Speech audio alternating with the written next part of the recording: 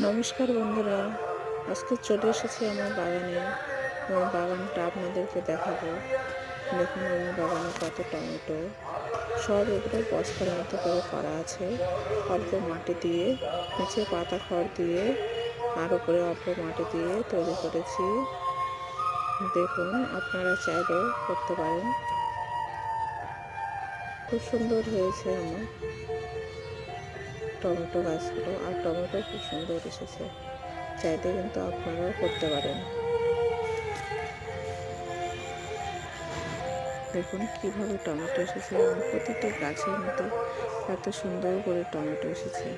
প্রতিটি গাছে টমেটো এসেছে। দেখুন, প্রতিটি গাছে এসেছে।